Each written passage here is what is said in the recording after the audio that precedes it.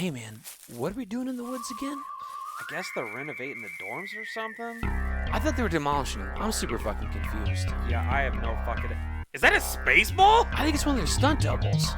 There goes the neighborhood. Watch out! Here comes the spooky!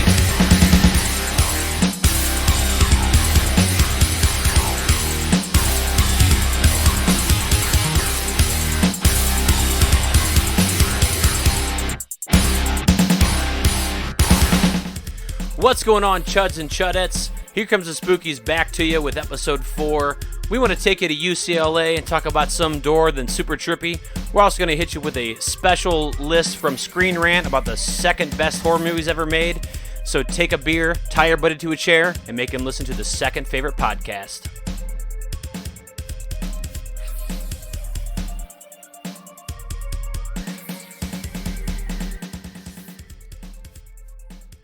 Hey, Nachos, how's it going tonight? How the fuck you doing, buddy? I'm doing pretty good. So Cincinnati Jeff back, got Nachos McGuire here, and we're here to take you to UCLA to talk about some dorms. They're super drippy. They're super nasty. Totes drippy. Before we get into it, though, I want to talk about a little horror movie news. A couple of things. One, John Carpenter. Maybe you guys have heard of him. Are you familiar with John Carpenter, Nachos? Yeah, he directed this movie, right? I don't believe this movie, but he's done one or two. Oh, he did Escape from L.A. And Manos, Hands of Fate. That old chestnut. I'm just lying. That's a piece of shit. John Carpenter, who has done several fucking horror movies.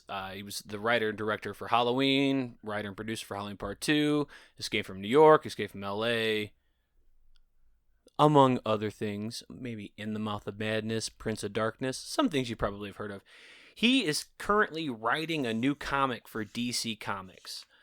They're having a big crossover for Year of the Villain, where basically Lex Luthor has like these cosmic powers that he got from a magic doorknob, and I'm not like paraphrasing. He literally got it from a magic fucking doorknob. Did R.L. Stein write this? I read comics. Did Dean Koontz write constantly? This? Like, I get Marvel and I get DC every week, and I've been following this story since it started out, this whole Year of the Villain thing, and it's real fucking confusing.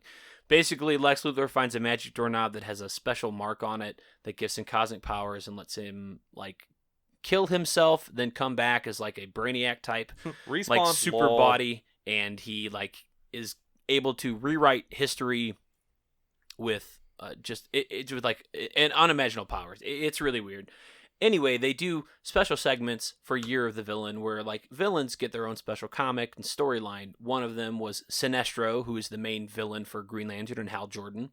He has for the people that don't know. All right, yeah. Right, like how like Sinestro has like a new ring that is from the unseen spectrum, the spectrum of emotion. But here's the weird thing: it's like purple or indigo, which we've Compassion. already seen, right? But it's like unseen emotions. It's hard to follow. Either way, John Carpenter is writing a special one-shot issue for The Joker, which I'm very super excited about. Doesn't matter. Right? It could be the Joker shitting in a cardboard box for 42 pages. You got my fucking money. Well, you know you're going to read it, and you're going to hear it all in Mark Hamill's voice, for starters. Plus, it's John Carpenter. This guy just does some of the best stuff. He wrote so many spectacular horror movies like The Thing and just among many other ones. And he's actually written several other comics. He did a bunch of anthologies called Scary Story Anthologies. I heard about that. Yeah, he's got like 5 volumes of them. They're like trade paperback only, sort of like Tales from the Crypt or Vault of Horror kind of thing. But it's John Carpenter doing whatever the fuck he wants, and you just sit there and you smile and you let him. It's like, did you see, you saw Tales from Halloween? I love Tales from Halloween. So it's kind of like that, but it's a comic book version, and he's done like 5 volumes where it's just different stories, and he has them written, and other artists come in and do the art for it. Do you know what his favorite pastime is? I don't. Getting fucking ripped and playing video games. Really? Dead serious. John Carpenter was talking about reviving the Dead Space series. Ooh, that would be good. I will fucking trade veins out of my arm for currency to make sure that happens. Is it like Bitcoins? I don't fucking know. You get a little Bitcoin for some blood? John Carpenter could put a golf shoe on and kick me in the fucking mouth, and I'd greet it with a smile. Oh, absolutely. Everything that guy does is fucking fantastic, except for Ghost from Mars. Dude, that movie was badass. Space Nitrous, Natasha Henstridge, Ice Cube. Ice Cube, Jason Statham. I wouldn't say it was badass. I do enjoy it as It's bad. Hyphen. It's a fun, like, sci-fi movie. I wouldn't even call it like a horror movie. I do like in the 90s, like the late 90s, they had a bunch of like sci-fi movies where they went to Mars, like Red Planet and things like that, which had like Val Kilmer in it. Well, you know what Escape from, or I'm sorry, Ghost of Mars was going to be. I was going to be the third Snake Plissken movie. But, Really? Like yeah. in space or? Yeah. It was going to be Escape from Earth, but then holy fucking shit, strap in, dude. Do you know who was originally going to play Natasha Henstridge? I can't say her fucking name. I don't. Courtney fucking Love. Really? Yeah, her boyfriend ran over her foot. Billy Corgan? Oh, probably not.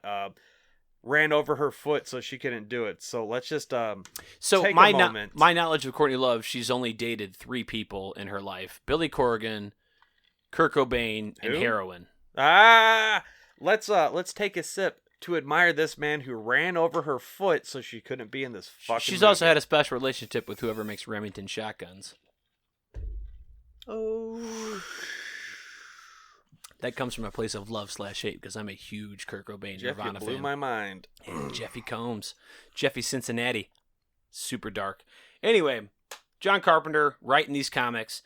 So he's written several before, like I said, the Scary Story anthology. And he also wrote a couple of Big Trouble Little China storylines that continue on from past the movie. He's got like a... Snake Plissken, Jack Burton team up. Yeah, he's got 3. So there's Big Trouble Little China, like the comic that just like branches off of the original movie.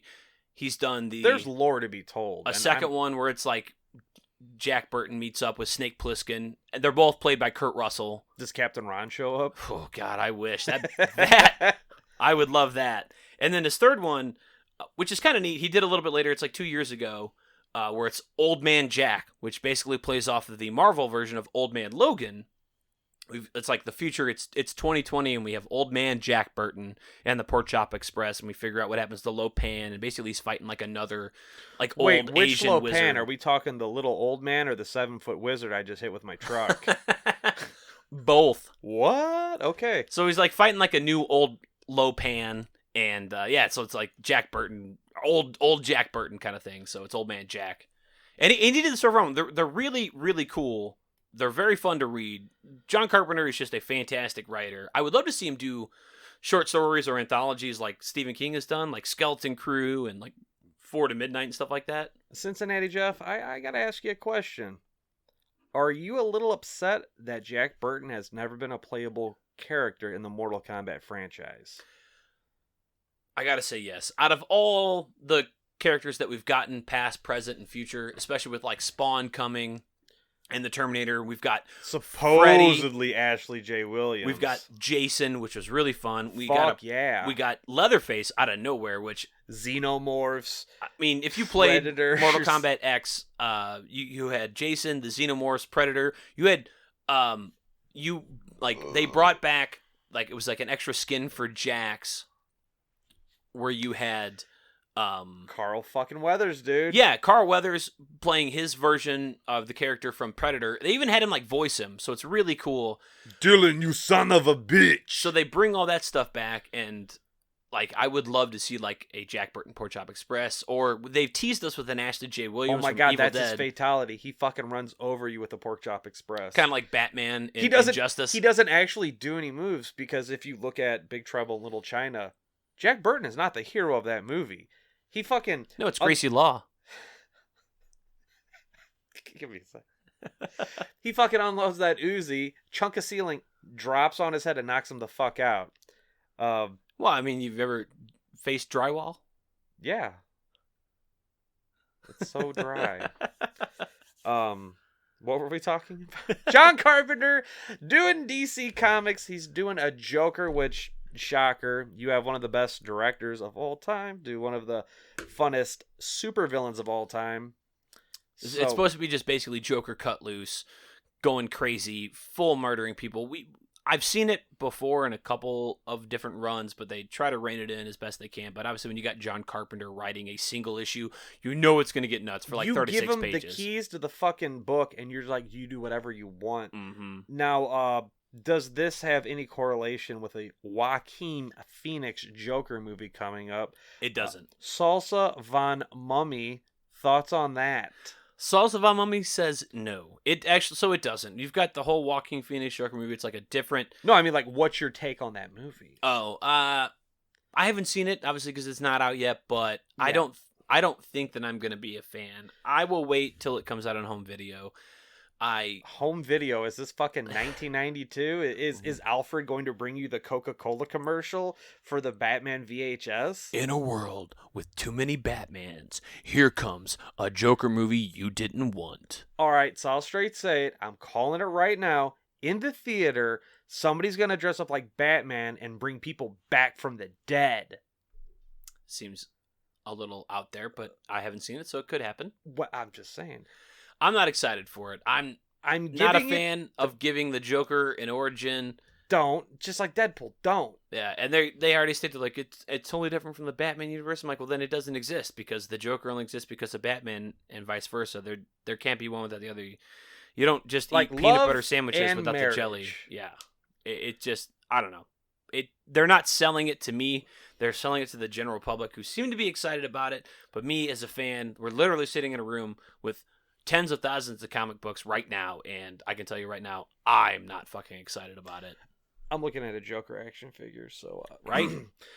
So I was gonna say, I'll give it benefit of the doubt because right now I'm anticipating this movie like getting shot in the face with a shotgun full of goose shit. Not very. Like Joker makeup? Or like that episode of The Simpsons. I was just gonna say where Homer's got the makeup gun and fucking he shoots it at Marge Marge. is like boop, and slaps it's just it, like blam! whore makeup on the back. Pours up the wall. Like It's like Dolly Parton just fucking sticking to it. I thought Heath Ledger was gonna be pure fucking garbage because like his costume, he looked like a bag lady. You know, he didn't look great. But then he brought me like, and I liked his costume. I thought it was pretty neat. So like, who did that book? Was it like Paul Abalacuso or whatever? It's the book. I think either they based the Heath Ledger Joker off that. He did that same one. He did that Lex Luthor run too. The Joker. Yes. Yeah. Dude, that is fucking beautiful. That's good. Where like he gets out of Arkham and he just like he's basically running his own crime organization. It's like fucking around. He's got a no level guy basically driving. It's from around. his POV. Mm-hmm. Now, listeners, I don't expect a lot of you to know how to read, and that's all right. That's why you're listening to us, Right? You're listening because you can't read. I mean, so if you get a chance, check out this book. I think the cover is like, it's almost Heath Ledger-ish Joker. It's just a big Glasgow smile, and it's just called Joker, I think. I don't think it's called anything else. There's two really good Joker books. It's this one and then The Killing Joke. Never heard of it. There's a third one that, actually, I lied. There's three. There's another one called The Man Who Laughs, which is based on Batman's original meeting with the Joker. It's pretty They fun. met at an Applebee's. Joker ran out on his fucking bill. It's basically from, like, Jim Gordon's point of view. fun. So it's a pretty good one. But moving on, yeah, we got John Carpenter. Why are we moving on? We can talk about this shit all day. He's writing a new Joker comic. I'm excited to read it. I'm very, very, very excited. I can't wait to see the artwork. Next, we got Scream Factory. So we've already talked about Scream Factory a couple times on the show. Scream Factory is like the patron saint of fucking horror movies. They bring They back love you. like some of the best horror movies that like either we're waiting on to either get a new Blu-ray release with special features from DVD, or movies that had never even gotten a proper DVD release that are only on VHS. Hey, Scream Factory, if you're listening, Project fucking Metal Beast, get at me. It's on Tubi. To be or not to be, I want my fucking Scream Factory version of it. So Scream Factory, they do wonderful like transitions from like a 4K restoration and things like that from the original like 35mm print. They put a lot of hard work into their movies. They love you and they're affordable. Yes, they are usually $22 for a Blu-ray, sometimes Blu-ray DVD combo. They give you special artwork. Sometimes they put it out in a tin, covers, like a special tin box with slip covers, and it's maybe an extra $5. an action figure, or you can get it without it. Sometimes, like Nachos just said, you get it with an action figure. My Night of the Creeps, I bought a special edition version of that where I got a Tom Atkins action figure, and I not to brag, but paid $70 for this set because when am I ever going to get a chance to get a Tom Atkins action figure? Never. Yeah, think about it. Because that is that opportunity. And they usually, when they do the super special stuff like that, they limit it to like 2,000. It's not like, oh, from like midnight to noon on today, you can only get it. Like, it's pretty slow selling. Anybody has a chance to get a copy. I did the same thing for Silent Night, Deadly Night 1 and Silent Night, Deadly Night 2. So I got the Billy Chapman and the Eric Freeman. Dude, fuck it. Let's Ricky talk figures. about it. Who did we meet in Whorehound? Tom Atkins. Oh, what yeah. did you talk about? We talked about the figure that was coming out. It hadn't come out yet, but we were talking about it. And I was like giving him details, and he was like schooling me because I was getting some shit wrong. I was like, well, Tom, I don't have it yet. So He was dropping fucking trivia nugs and like, oh, I can't really talk about it, but the beer I come with 2 beers. It's called Decker, like, not William Decker. That's digging up the marrow, I think. Don't school me, guys. You calm the fuck down. So he comes with a can of Decker. Oh, and- it is Decker beer. And then he comes with a bottle that says Atkins Light. Oh, because if you're on the label. Atkins diet. Yeah, so it's pretty cool. But Scream Factory just does a ton of fun stuff. They've got some really good new releases that are coming out later in 2019 and 2020.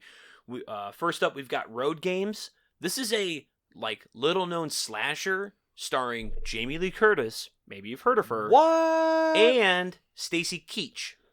Old hair lip. Yeah. So Just basically, kidding. Stacy Keach would beat the fucking he's a teeth fucking out of big him. dude. So basically, it's if you saw Duel, I love Duel. That is one of the most criminally under. That's like Spielberg's first flick. yeah, that's a good movie. It's like Jaws with cars. Hold up, now I'm thinking like the shark, Decepticon shark. That's not real. Go ahead. Is So basically, it's a movie where they piss. Shark. So if you saw Joyride, basically Joyride's a ripoff of or a love Road letter. Games. And it's really good. Would you fuck And with again, Candy Jamie Cane? Lee Curtis, Halloween, Terror Train, all that fun stuff. Prom Night. Trading Places. A Fish Called Wanda. They're doing the Fly collection. Oh shit! They're doing all 5 of them. Yes, so you get the original Fly Vincent Price from the 50s, Return of the Fly, also Vincent Price. Curse of the Fly. Whoa! I didn't know they made 3 of them. Yeah, so all 3 early versions like Vincent Price style. Then you also get The Fly 1986 with Jeff Goldblum, Directed by David Cronenberg, right? motherfucking Cronenberg. That is one of the grossest movies I've ever seen. My dad let me watch that movie. He used to take me to this place in Smithton, Illinois called One Stop Video, and I would always peruse the horror movies, and he would always oversee what I was going to pick. He would pick whatever thing he wanted to watch with me.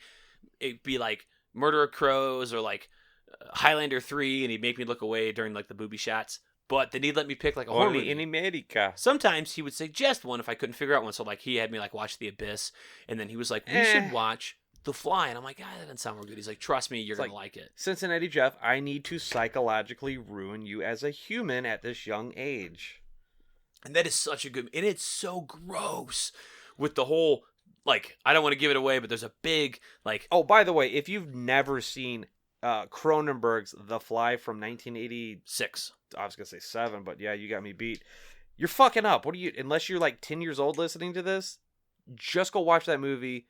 Get a fucking bucket to vomit in, and dude, it's so great. Great special Gina effects. Davis Solid fucking kills it. Gina Davis, Jeff Goldblum. The iconic line, if you've ever heard anybody say, "Be afraid, be very afraid." Guess where that came from? The Fly. The Fly. And it is so good. So then we've got that on there, and then we also got The Fly 2, which is a sequel. Criminally to underrated, Cronenberg's. directed by, I want to say, Mick Garris. Uh-huh. You got fucking Potato Head, Eric Stoltz. Maybe I shouldn't call him Potato Head. Like the movie The Mask, where he's got the fucking potato head. AKA OG Marty McFly. So just a fantastic set. They did sets like this original, like already, where like they did The Omen, where you had Critters. like 1, 2, and 3, plus the remake. They did Critters recently, where you had all those, and there's a new Critters out. I didn't know this. There's by the 2 way. new Critters movies. I saw them at Walmart. What the fuck is that? Kind of thinking about picking them up. There's one on Shudder. Did you see that? No, I haven't watched either of them, So but it's they like have them on Blu-ray. mini series they made into. It's fucking redonkulous. Check it out. Better than Critters 3 or no? Finding broken glass in your dick hole is better than Critters 3. Okay, so I'll check it out. yes. They're also Also doing. check out your dick hole. They're also doing a movie from 1981 called The Fan. This is a very 81? yeah. This is not De Niro. yeah, not the De Niro fan. Not the one with Patton Oswalt. Right. No, he This was one like 5. stars a couple people that you may know. One for sure, a little man called Michael Biehn and Michael Laura Biehn. Bacall. This Michael Biehn, right? He's in Aliens. Are you saying this wrong to fuck with me? Biehn. Is it Biehn? Biehn. I always thought it was Michael Biehn. Am I not saying it right? I don't know. I could be wrong. Anyway, yeah, he's on. Ringo from John Ringo. the fucking Tombstone. Tombstone. Thank you. Which is one of the most quotable movies in the fucking history of the world. By the way, like every line of dialogue in that movie is Shakespearean. You can say it at any fucking given point. I'm your Huckleberry. You I brought a double. gun for each one. I got you. gun. Yeah. You can do it all. Let's not all forget time, all day. a little music video he was in. Oh, tell me about that music video, Mike. Who was in a music video? Nachos. What was that music video? Who wrote, directed, and starred in this music video? Whose band was this? Please, by all means, Actually, Michael James Bean. Motherfucking Cameron directed the video. Whoa. The band is Martini Ranch. Let me do this like Casey Kasem. All right, let's just start over. Edit this out by not editing this out. You want me to do the Casey Kasem then? Lead you into it? Well, no, I was good. Today, on our top 40, we've got Martini Ranch by... No, that's the band. Oh, my bad. I got it. Coming at you off the billboard. I mean, that's Harry Does Carey. Casey Kasem have a stroke? Is that why he sounds like that? No, but you know how he died? He fucking wandered off into the wilderness and got eaten by animals. I don't think that's real, because he died in a hospital bed. Out in the wilderness. What Because is they he, were us? renovating. Okay, Okay, maybe. So I there's need to this fact band. check this shit. Whose band is it, Mike? It's Bill Nachos. Paxton. Rest in motherfucking peace. And it's the music video is directed by James Cameron of Terminator 2 fame, several other movies that you've probably Alien. seen, like Aliens and things like that. The song is called Motherfucking Reach. It's not called Motherfucking Reach. It's called Reach. And I can't even talk about it. It's this crazy long video that's like set in a western. It's like a cyberpunk western kind of thing. Slap me some skin, you big bone jerky neck.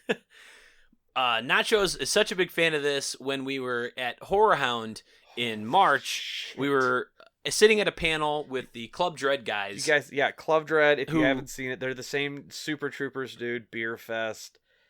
Right. So in Slam and Salmon. So right. we're sitting there, and not a lot of people are like asking questions. So Nachos and I are half drunk, half hungover. I am fucking floored. I don't know what you're talking about. You guys like went and we're to like bed and we're quit basically drinking. like holding our hands up, just bogarting the mic, and we're just passing Who was questions it? It back was and like forth. Forrest, or it was Foster and not Mac, Rabbit, Yeah. or whatever their real names are. They'll always be those characters. It's gonna be So we're fun. like going back and forth with them, and then like Nachos like raises his hand for like his second question in a row, and he asks about Bill Paxton what's it like? What was it and like Martini working with Ranch, and like Paxton? talking about the movie, like he's praising it, and like the little music video, and like they like just like and then they're like, well, we know he had that band, Tumbleweed rolled by on stage. I'm like, this is Ohio. and How then the they just fuck is cut that- to like next person.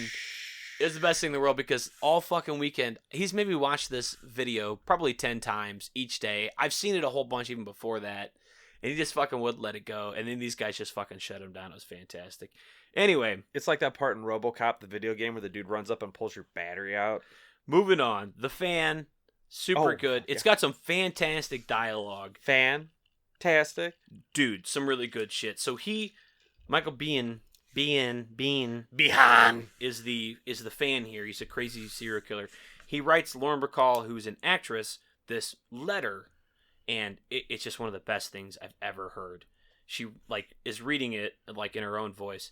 Dearest bitch, Whoa. I've exhausted myself to think of the perfect way to kill you. See how accessible you are? How would you like to be fucked with a meat cleaver? Verbatim from the movie. That alone should tell you that this is fucking fantastic. It's real good. They're also doing a Blu-ray version of My Bloody Valentine, the 1981 version, which has never been on Blu-ray at this point. They've had a couple of VHS movies, a DVD that was cut. They've eventually, like I think Lionsgate or TriStar, I forget who, finally released a uncut version with like the extra gore that has been missing since the 80s. And it's like not video. What do you call that? Daily quality. It's not fantastic, but Beats Scream nothing. Factory's going to get to it, and they're going to treat it well. And then we're also getting a U.S. version of Silver Bullet. So Silver Bullet has been on Blu-ray. It's a Stephen King movie, I saw that. I'm kind of upset. I have the Umbrella version, which has which is the UK version, right, and that's beautiful. but it's Oh. region free. Yes, not rain free. It's rain free. It's region free. So All right. it's a UK version of the movie, but it can be watched on any Blu-ray player. And Scream Factory is going to give it the extra special love. Oh my god, yeah, because Red Shirt's gonna jump in and throw you all. And this is shit. great. It's got, Oh my god, what it's- if they give Gary Busey, who's doing absolutely right? nothing? You got Corey Haim in the movie. You got Gary. Yeah, Busey. they'll get him to do some special features, right? I don't think Corey Haim's going to be doing much. Oh, I thought his career was dead, not just him. Ah. Emo. I'll save it for next time. So that's all I got from Scream Factory. Nachos, you got anything From from Arrow? Oh yeah, so I kind of wanted. I was pondering this the other day, aka today. So The Exorcist 3 is coming out, and I want to say Arrow is doing a release on that. So Scream Factory already did an Exorcist 3, right? Holy shit, they have the definitive and version. you have that version, right? Yes, it is. So you get two versions. The 'Cause original, Yes, the theatrical release and then like the director's cut. which has like extra scenes and basically like a different story altogether, right? Yes and no, it's not as drastic as Halloween 6 theatrical versus producer's cut, but the whole deal was it was not Blatty. Yeah, I think Blatty had a lot to do with that or whatever. Who's Blatty? Blatty is the dude who I want to say, God, I'm gonna sound like such a fucking bungus over here. I don't even know the proper names. Blatty is like the dude that wrote the original Exorcist that had a lot of fucking weigh-in. Oh, right on. Okay, I'm following. It's like William H. Blatty. Anyway, so like The Exorcist 2 never happened. this is a terrible movie. Jesus Exorcist 2. fucking Christ. It's like watching a puppy freeze to death on Christmas morning. We're gonna get to it one day. But the music is awesome because it's that Enrico von whatever the fuck. I mean, you can even tell that like it's Loveless. It What's is Her a Nuts, straight cash in. What's her nuts? fucking Londa Blair. Yeah, Linda Blair is like just she is unenthused about the role in Exorcist 2, but 3 has Dude. Jason Robards, Who? or not Jason Robards, Patton. Patton, More importantly, mother. fuck, it's Hold up, I'll get there. Brad Dourif. thank you. And then it even brings in fucking Father Dominique, whatever the shit from the first one. So this is a direct sequel to the original Exorcist. And so, Completely ignoring the second one. yeah, just like us. Oh, they made a second one? I don't give a fuck if Mufasa was in it. That movie was a dumpster fire. I apologize. I said Jason Robards. I meant George C. Scott. Now tell me like George C. Scott and I'll believe you. That's hard to do, dude. That guy. George C. Scott. And I just blew You my can't even voice do for it. the Like it's. episode. I don't even call it overacting. He delivers everything. Like The Changeling. Ooh, Dude! buddy. Holy fucking shit. That movie's like, what, 80, 2, I think. 80 way off topic. That's one of the best scary haunted movie. It's so good. The fucking Horror Wayans brothers, who are notorious for like goofy, dumb little hood movies and shit. Actually, those guys know. Well, I mean, back when there was a Wayans brothers. Basically, during Scary Movie 2, it's The Changeling and House on Haunted Hill that they're pretty much ripping off the entire time. I want to say the haunting in there a little bit. Yeah. And then Bull Shannon's in the wheelchair races, and But yeah, so I apologize. George C. Scott, this guy's fantastic. He's in Patton. he's got the best ass voice. He's in a ton of shit. He was in like the original TV movie of Scrooge. He's just awesome. He's in a lot of fun stuff. So big fan. So anyway, Arrow's doing like a Blu-ray version. of this. Sorry. We're getting sidetracked here. Stay on target. Stay on target. I can't shake him. That's your obligatory Star Wars reference and Spaceballs reference. So, there's two versions. The theatrical and the director's cut. Because the director's cut, the studio jumped in and like, oh, well, you're giving me a fucking episode of... Or you're giving me The Exorcist and there's no exorcism. It's like, no, because that was the first movie. It's like, no, you're bringing us an exorcism. So they like write I an wanna say it was, like- exorcism scene into the right, original and movie. it is so fucking forced in there. It's like a character you've never seen before, and then it just does not fit the dynamic. I'm not going to spoil the movie, But the Is it coming with any extra features outside of the Scream Factory stuff? Does like Scream Factory own specific special features, or see, that's what fucks me up. I'm not sure how that works, because if I own the definitive copy, then these new cats on the scene are dropping this version, and like, I don't care if it has fucking 5 seconds of a Brad Dourif farting in a pickle jar and doing a backflip. I want that on my shit. It's like how your Halloween 3 that came with the box set and my Halloween 3 that I bought individually, Had, my like, shit has extra more shit, than yours. yeah. Which, I mean, it's kind of poppycock, but I don't think mean you to got like use an such foul extra language. commentary or something. I would probably stick with the Scream Factory because here's the big deal. It's Scream Factory. It's Scream Factory. They love me. And it came with the definitive director's cut version, which was the big deal because this movie was already creepy on its own. Hands down. Like one of the creepiest movies I've ever seen before we even see the director's cut. Without ruining anything, one of the most chair jumping, shit your pants, make you turn whiter than my ass fucking scares of all time. It is very good. I highly recommend watching any version of it, even if you don't get to see the director's cut version. Exorcist 3 is solid. Like the version I own, because I don't have the Scream Factory version, is just the regular Warner Brothers DVD, like with the crappy cardboard paper one. It's Morgan Creek. Yeah, Morgan Creek. It's not a great version like of the like box and presentation, but it's a good version of the movie. It's not the director's cut, but it's still fucking super creepy and scary. So, what movie would you personally like to see get the lavished Blu-ray experience? I can answer for you if you want. Yeah, you take yours while I think about mine. Motherfucking Project Metal Beast! You just love Kane Hodder's in there, dude. It's like Captain America, but with werewolves and Jason X. See, you're just like, what, huh? Because you've never seen it. And bring me a remake, and then a prequel, and a sequel, and a whole franchise, and a TV series, and a lunchbox. I would pick Alone in the Dark. Yeah, what the fuck? I thought that was New Line... because it's all caught up in WB Who Jumbo. knows? But Alone in the Dark would be good. Limbo. Moving on, last bit of news here. Screen Rant released a list of the best horror movie sequels, apparently according to IMDb. The Howling 2 better be on there, or I'm fucking throwing hands. So, Screen Rant is just a movie website, and they compiled some data from IMDb about the best horror movie sequels, and they put it into a top 10 list. So I'm going to read these off, and Nachos, I want to see if you agree with me on any of these. So, it's not just in order of just like best sequel. It's one from each franchise that they chose. So number 10, Jason X. Final Destination 3. Criminally underrated. The best part is if you're lucky enough to find it, and it'll cost you all of $3 at your local pawn shop. It's a super cheap movie. If you find part 3, they have this special feature where you watch the movie and it's almost like you flip a coin kind of thing, and it affects the outcome of the movie. AKA, what I mean is, get a bunch of booze with your buddies, sit down, and have a good time.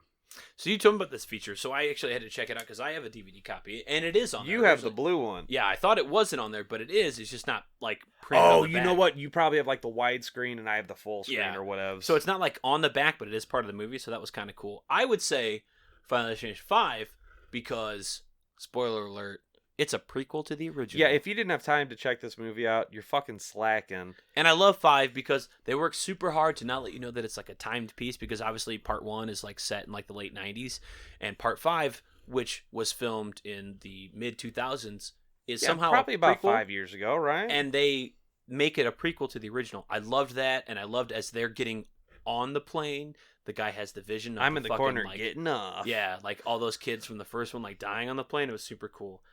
Number 9, we have Unfriended, The Dark Web. I haven't seen that one yet. Did you see Unfriended? Yes. That sucked. Dude, fucking Mana Mini Travels and I went to go see that shit in theaters. I wanted to punch him in the dick. I wanted to punch that movie in the dick. I wanted to punch the waitress at Denny's who didn't give me fucking marinara sauce with my cheese sticks in the dick. I did not have a good time. Apparently this one is much better. I've never seen the sequel. I've never seen Dark Web. I did see the first one, Unfriended, and I did not like it. It was fucking an hour and a half of staring at a computer screen. All I know is I didn't care about anybody that was in the movie. Apparently with this Dude, one... but when that guy stuck his hand in the blender, that was fucking awesome. That was fun. Oh, when the chick drank the bleach, that I didn't was say cool. anything. Everything was bad, but apparently this one you care more about the characters. Number 8, Friday the 13th, Part 2. One of the most criminally underrated films in the series. And it's almost never talked about unless it's by a bunch of horror movie fans because they always want to go with like 4 or 6. Because Warren Gillette was the only guy to play Jason in that movie. Oh yeah, let's talk about that. You getting a little minty, a little salty over there? Because Steve Dash, holy shit! Right, may he rest in peace. When I was watching Friday the 13th Vengeance, a fan-made film, if you like Friday the 13th and free movies on YouTube, check it out. Steve Dash is the fucking sheriff in that, and he's like, his name is Jason, and he's like, I'm the only real fucking Jason around these parts, and like, this dude's probably about 68, but he's buck as fucking ready to bust some jaws, and I'm like, yup. Number 7, Happy Birthday to You. So this is a sequel to the Happy Birthday... The franchise, like the Happy Death Day, yeah. Oh, is that what it is? Yeah, not the Happy Birthday to Polly. You like movie that came out in the 80s. It's the sequel to like the Happy Birthday Death Day thing. The first one was fun. I get fucked up on like contemporary horror kind of thing. So it's Groundhog's Day, but with a body count. Pretty much. I'll give it a shot. Number 6, The Exorcist 3. Da da da da da da da da. I think we said all we need to say about that. Number 5, Psycho 2. Dude, me and the old man, Captain Rob, he hit me to that, and we were watching it one day. He's like, Mikey, check this out. It's the part where they're doing the tea scene at the end, and fucking Norman whacks the bitch on the head with a shovel. He goes, they didn't even cut away! It's a rubber shot. Who directed that? That wasn't Mick Garris, was it? I'm not sure on that one. I do know that that's a solid flick. Like, and also, Psycho 1 is a completely different movie from 2, 3, and 4, especially 2 and 3. The original Psycho. Anthony Perkins is straight up so much more scary in 2 and 3 than he ever is in the original. Now, while the original is a classic, bite your fucking tongue, hold homie. on, it is a classic, but think about 2 and 3 for a second. In 1, he's very innocent up until the end when we find out that obviously he's crazy. But in 2 and 3, we know he's crazy. Especially, like you said, when you're talking about the tea scene at the end of 2, that's fucking nuts. And it's hard to watch because you know the whole time, like you're on the edge of your seat knowing that fucking shit's about to go down. 2, super fun. Number 4, Halloween 2018. I thought you were going to say Rob Zombies, and I'm like, get out of your own fucking house. Get out of the hell dungeon.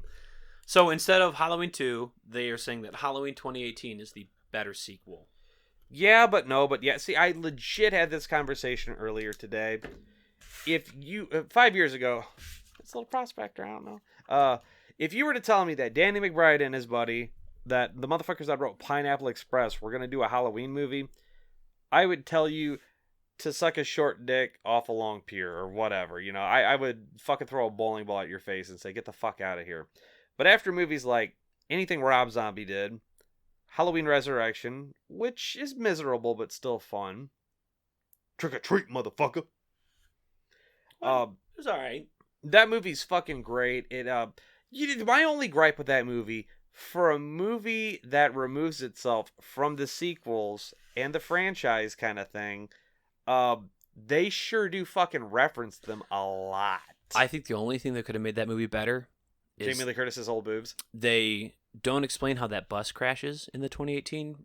Yeah, Zartan did it. And I think that Sheriff Lee Brackett, the actor, he's coming back. Is still alive. He's in the new one. He should have been the guy who wrecked the bus by running into it because he's still upset that Michael's being transferred to a minimum security prison. I thought one of them was Andy. Right? Like that. It just. I owe you $5 for that. I thought it should be good. So that's my only gripe.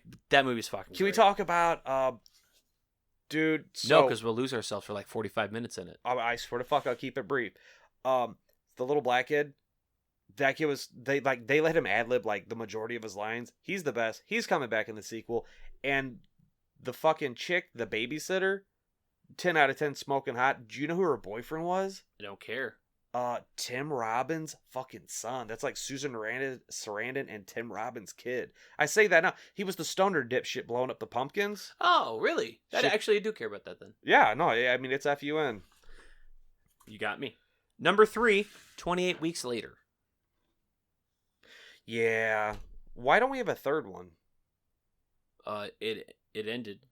Yeah, but does any franchise ever truly end? That one definitely did. Except like the Friday the 13th. I mean, like finale for it. I liked it. I thought it was pretty good. I thought 28 Days Later was really good. I thought 20 Weeks Later was if even they did better. a prequel 28 minutes And it was even later. more intense than the first one, which I thought was going to be impossible. Dude, that intro where the dude from the Full Monty's like, fuck my family. Ha ha ha, bye. Yeah.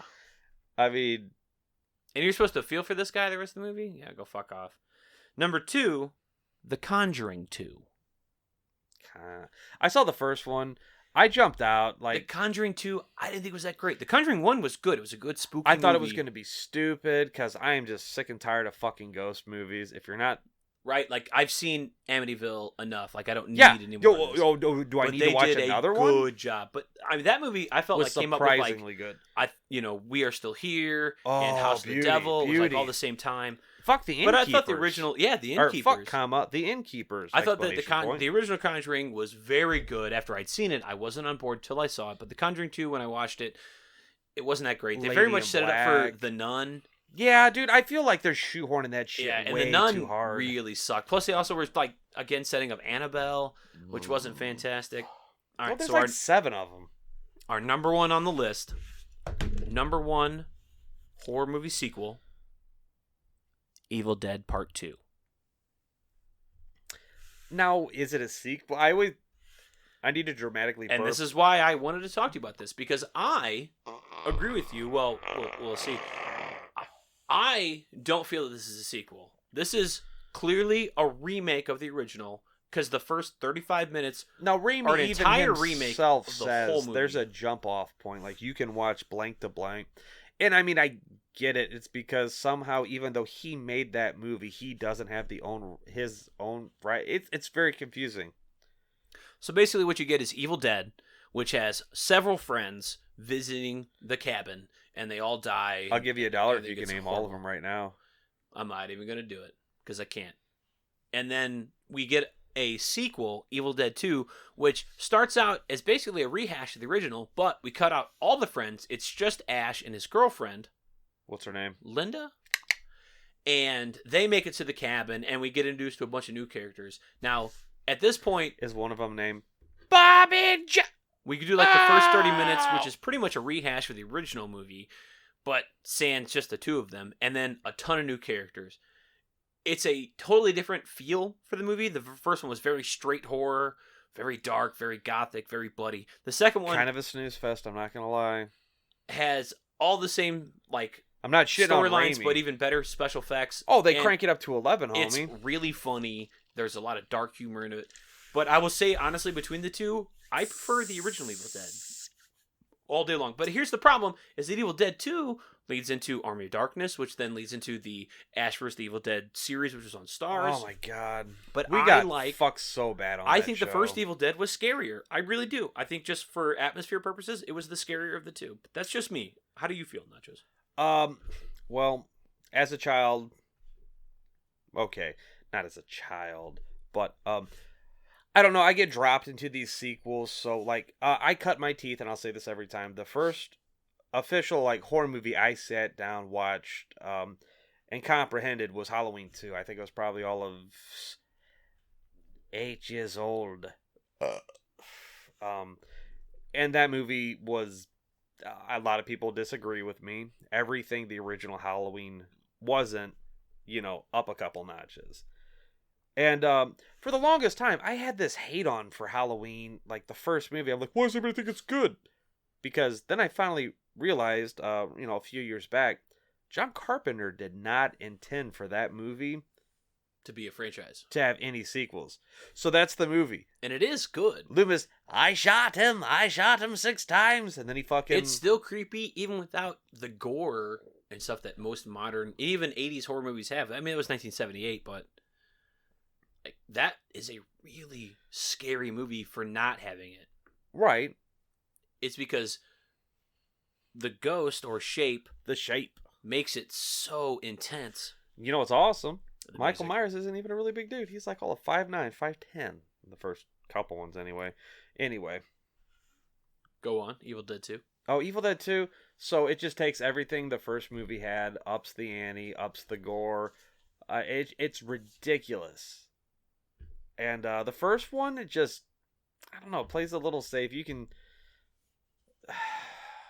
I mean, like, I respect the first movie. Bow bow chicka. Honestly, I think the remake is criminally underrated. The thing about the sequel is that it introduces a ton of storyline that continues on with the lore for Army of Darkness and Ash vs. Evil Dead that the first one does not have. Even characters that even show up later, both in Army of Darkness and Ash vs. Evil Dead, like Henrietta and things like that, which was really cool. Oh, dude. But I still got to give it to the first one. I just thought it was really creepy. I love that they were just alone by themselves with their group of friends instead of introducing these random characters that are just going to eventually get killed off. A thing that always gets me in horror movies is like when they just walk. Like, oh, we're building suspense. It's like, no, the first dude, one has the putting me vine to rape sleep. scene. Yeah. And like Sam Raimi's like, I really regret shooting that. I'm like, yeah, dude, but we're still talking about it now, dog. Like, I don't see a lot of trees outside of fucking Japan animation, like just fucking raping chicks. So that was pretty cool for the 80s. Maybe a little bit out of place, you know what? but They kind I of liked it. tackle it in the remake. It's not a full on like. They do. It's just the Because he knows what fans want. bring me that tree rape. Fuck the plot. Fuck the Necronomicon. So Nacho's final synopsis. How did you feel with the list? Anything there that was too off the charts, or just Yeah, or you no? know what? Fuck this list. It's stupid. I hate everything about it. I said the same thing when I read it. I'm like, yeah, I don't think people really understand horror when they pick this, or maybe the people that picked it didn't understand horror. Oh yeah, I also like that's like liking all the Super Bowl winners and like liking other popular things. Like, where's my Howling 2 Your Sister's a Werewolf? Where's my Fright Night 2?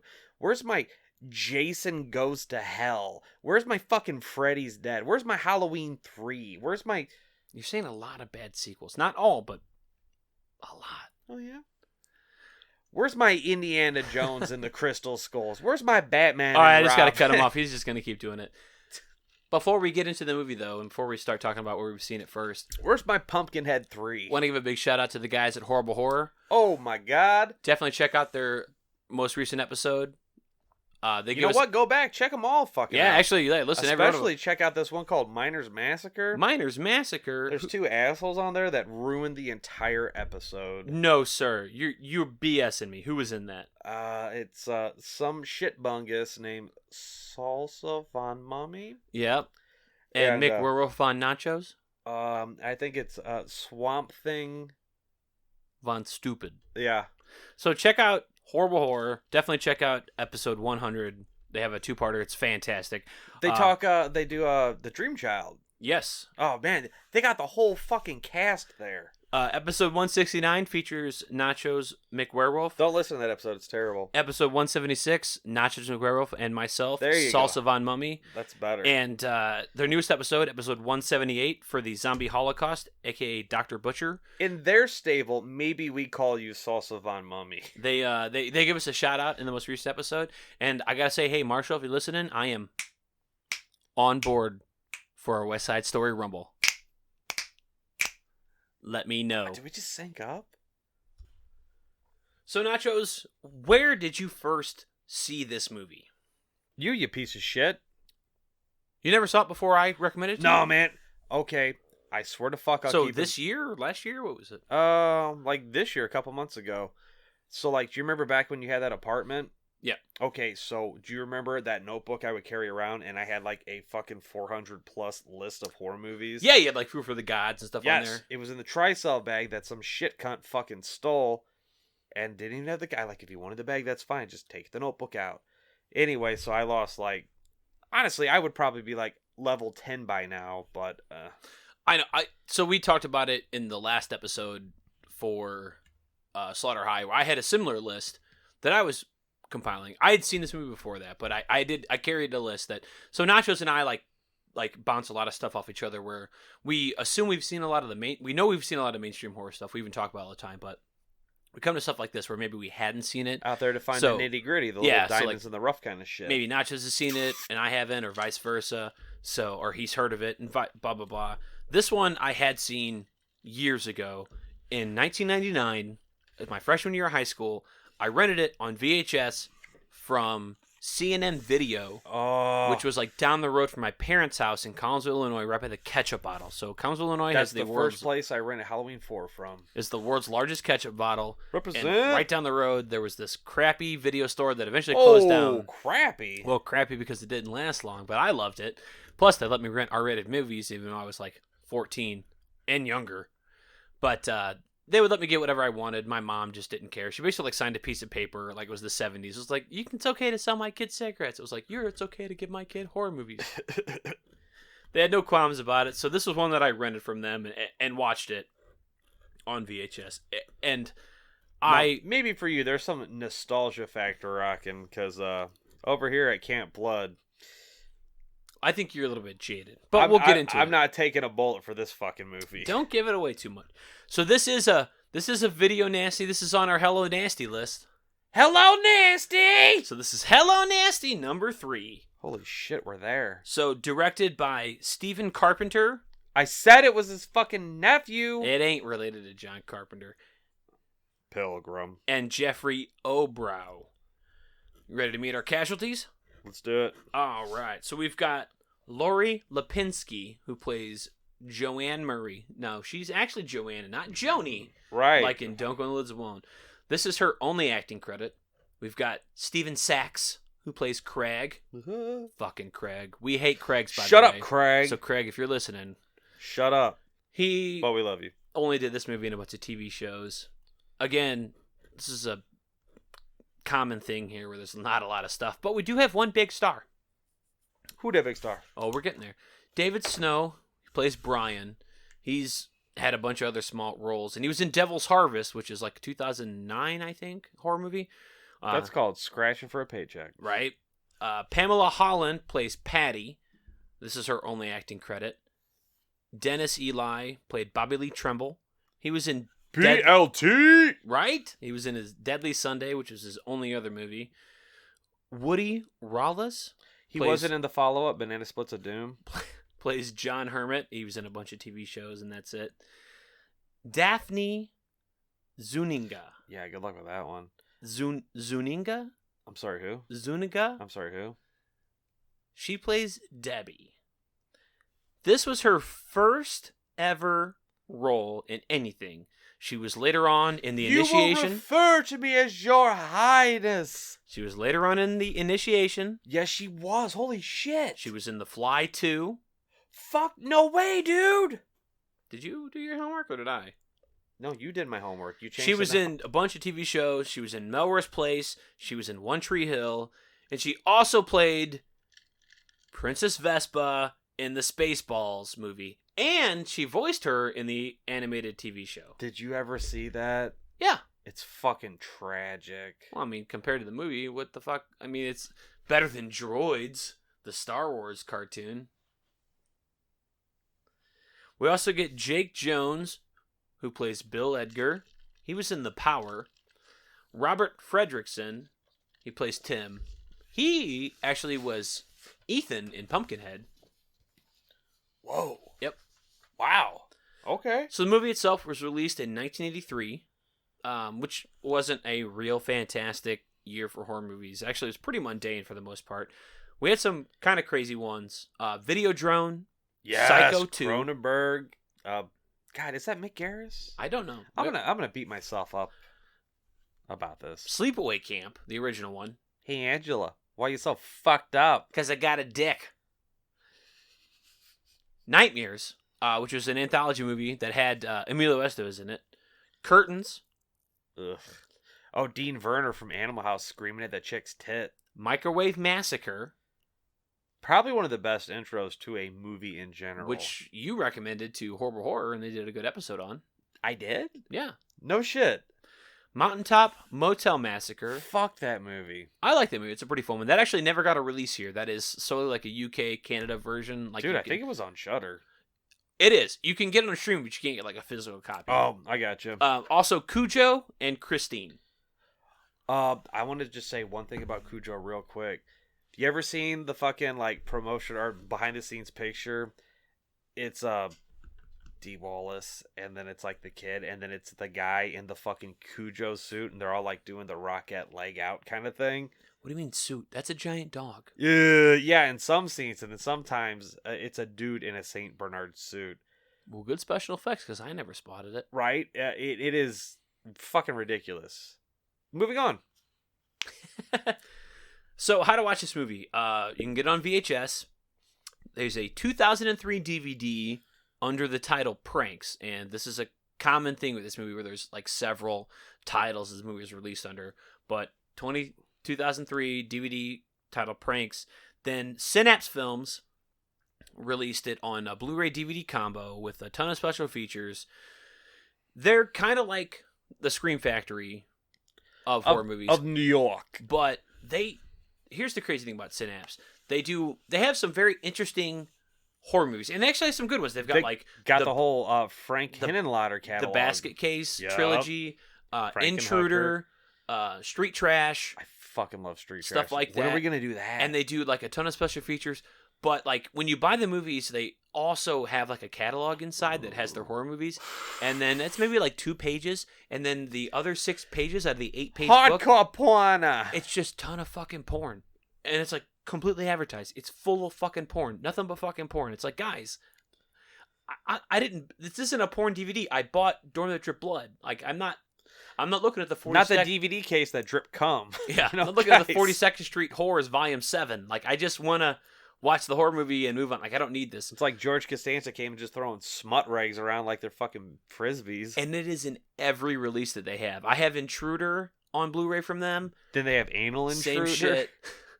I've got Basket Case on DVD, and it has like a booklet about They have horror, Basket like porn. And Case. it's just it's.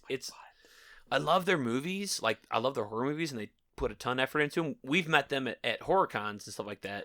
I don't know if it's like the actual cats running it, but it's their underlings or whatever, and they're fucking real nice dudes. They are very nice, but Except for they charge. and they're not peddling porn there. They're just peddling horror movies. Yeah, but I'm sure if you ask them, they kick a cardboard box out from under the skirt of the table, a and sticky one. you'd be fucking elbows deep in a.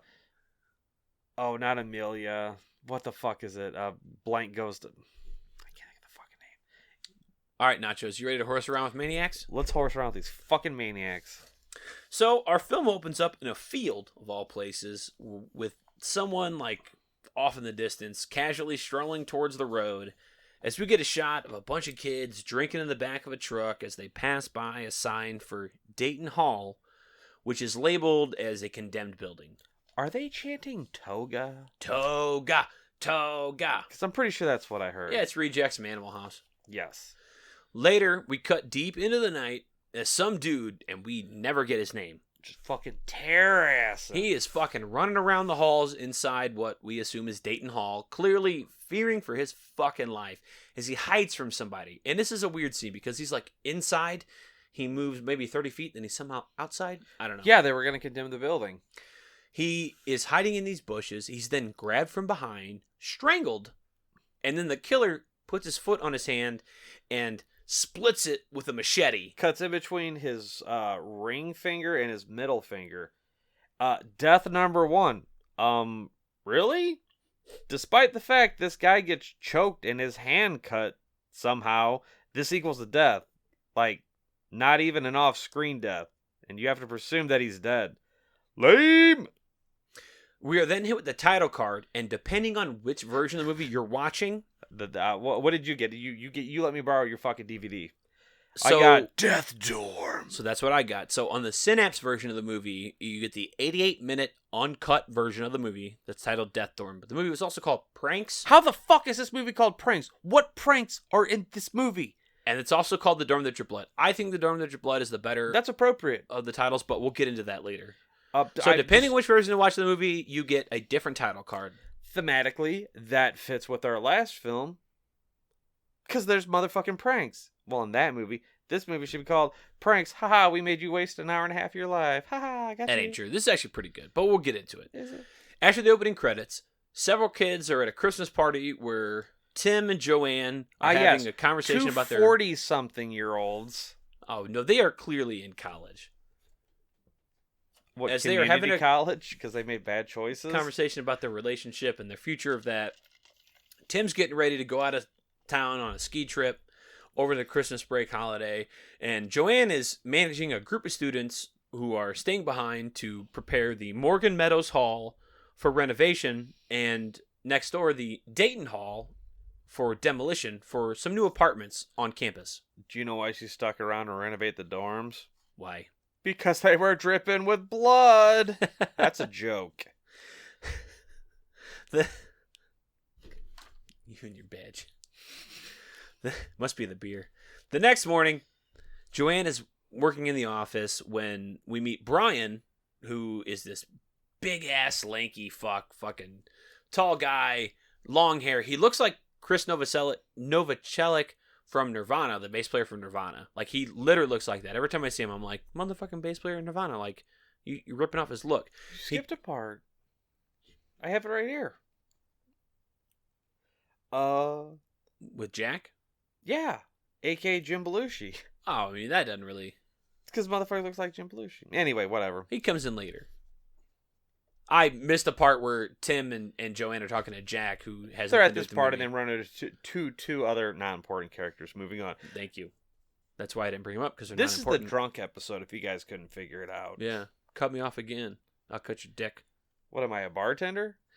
So, again, Joanne is working in the office. Brian walks in. Big, tall motherfucker. His hands are covered in what looks like blood. Yeah. Right? And then he's like, oh, it's just red ink from the mimeograph machine that he was working on. So the mimeograph is a very old copy machine. Basically what it does is it takes a physical copy of an original piece of paper and you press it down hard and it grabs the indentations from the typed paper and presses it onto several pieces of paper consistently. Like, you have to physically do each one. Kind of like how a record is pressed. You can only do it so many times before the print runs out. Like you have making a copy of a copy of a copy. Yeah, you got before you got to switch it out again. So it's an interesting thing. It it's in the early 80s. It's 1983. So Brian stops and he's like, look, man, we got to get rid of this thing. It's no good. It looks like I'm covered in blood. And as he's talking to Joanne, Tim walks by to say goodbye as he's going off on a ski trip. But he leaves uncomfortably as he sees Joanne and Brian like talking a little too close. Mm-hmm. In walks Debbie.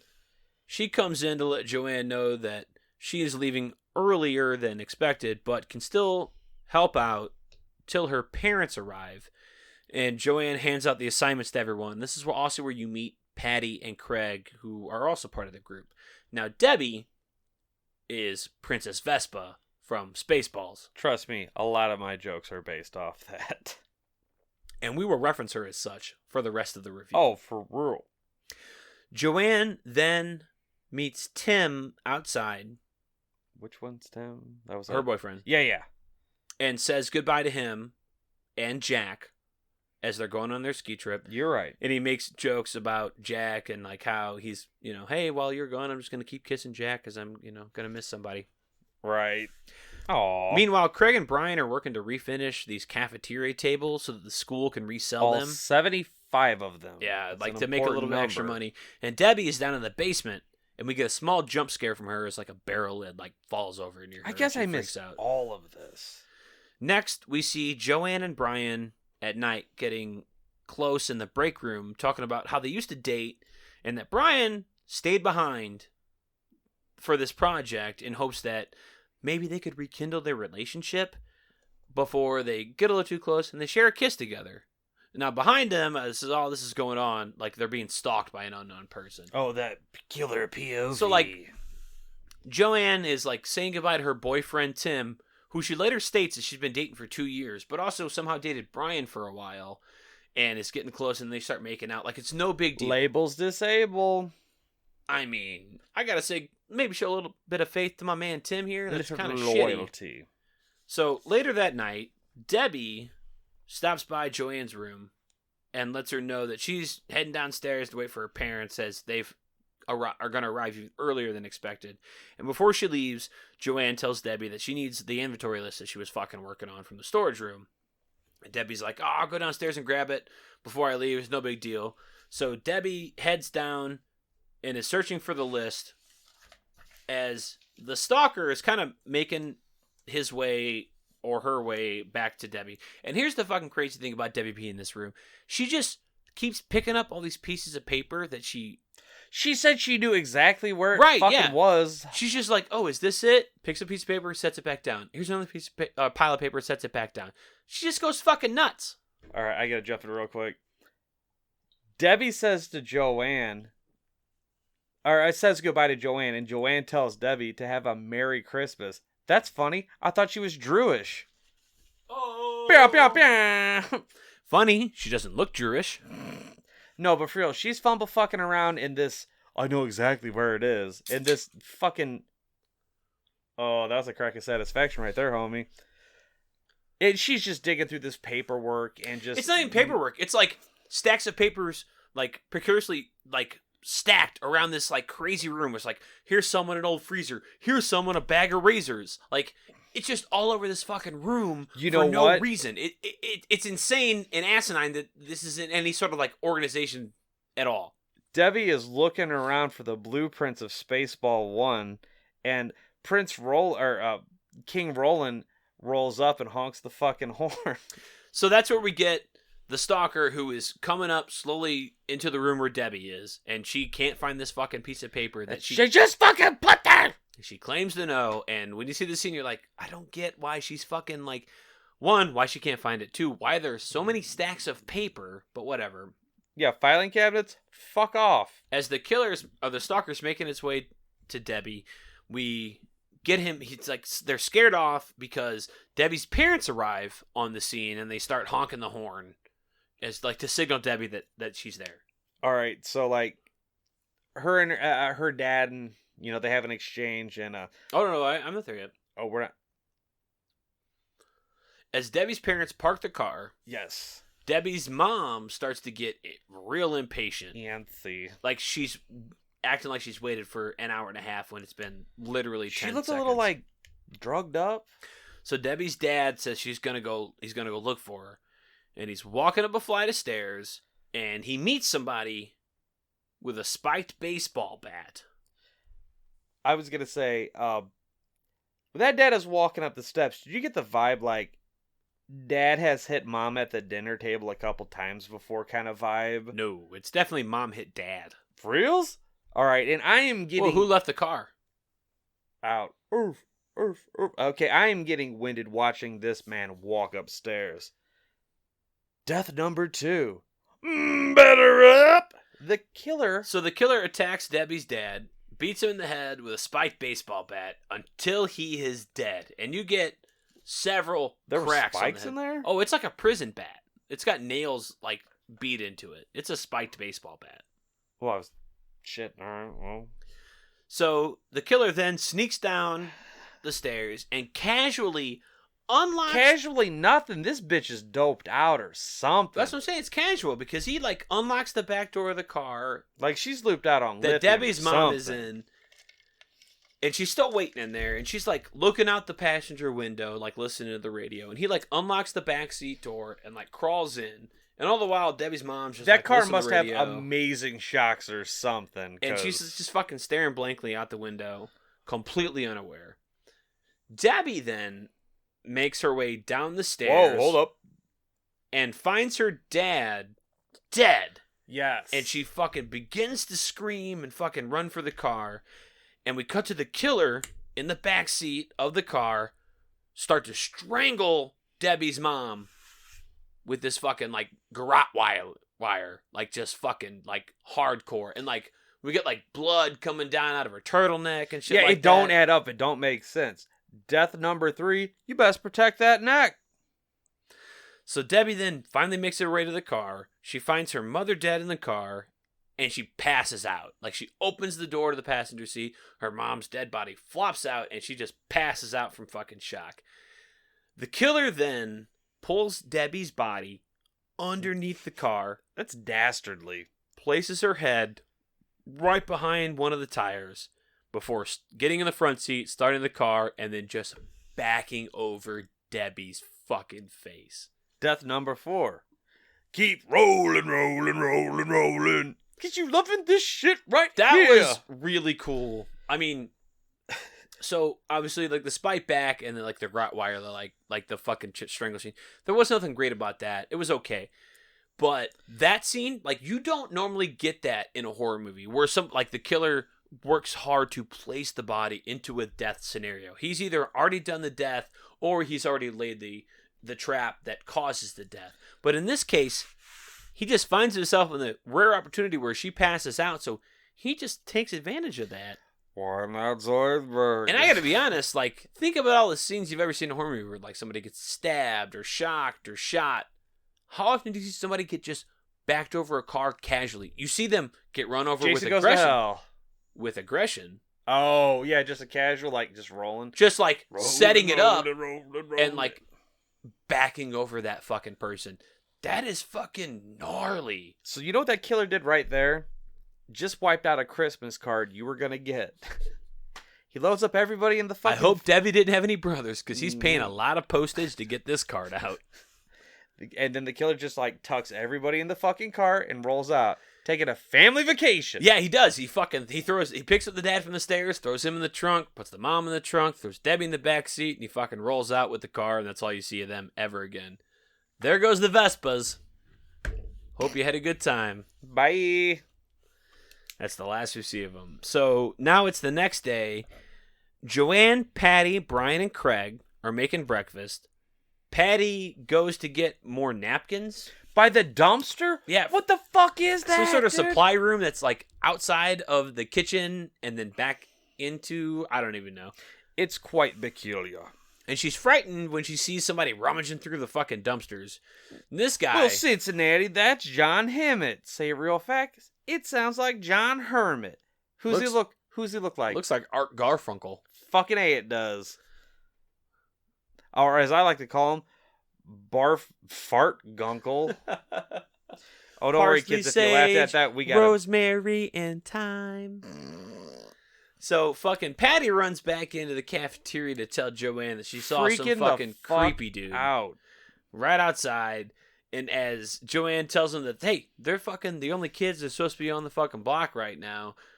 They're the only ones that fucking supposed to be there. No questions asked. Brian tells him that, based on the description, they think it's John Hermit, and this fucking guy's a real freak. Like, John Hermit... So is he a student there or a local... He is like a student there. We don't get like a ton of backstory on him. Then what the fuck's the problem? He pays tuition. Because they apparently are, I guess, supposed to send everybody away from this specific building.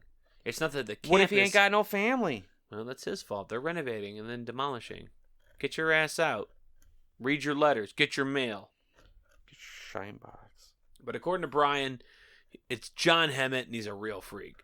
Joanne goes and gets a phone call. I don't know, man. I've seen The Burning. Did you meet Alfred? That dude's a real fucking piece of shit. Joanne goes and she gets a phone call in her office. And we're introduced to a man named Bill now. Bill comes up. Bill what? I didn't get his last name. Oh, I gotcha. You know what? I'll save it for the next thing. Keep going. Edgar. Oh, well, I'm not even close. So Bill wants to know who's working in the Dayton Hall building because he was there and his best drill went missing while he was in there. He didn't see who took it. Oh, the handyman. And the groundskeeper. He's pretty sure they're still using it in Dayton Hall because you can like hear it. Joanne thinks that maybe it's John, who obviously is creeping around, and she goes by his room to check on him, but he's not there, so she leaves a note for him, which is just weird, right? Because it's like you got this guy like fucking creeping around the campus that like the part of campus nobody's supposed to be around. You get this Art Farfunkel, piece of shit, and she's like, I'm just gonna casually leave a note for you.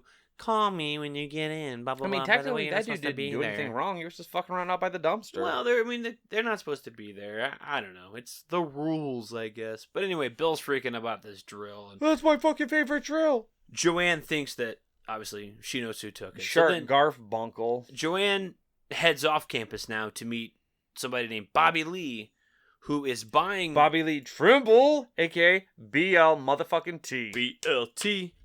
He is buying a bunch of old desks off Joanne because she's trying to help raise money for the student body.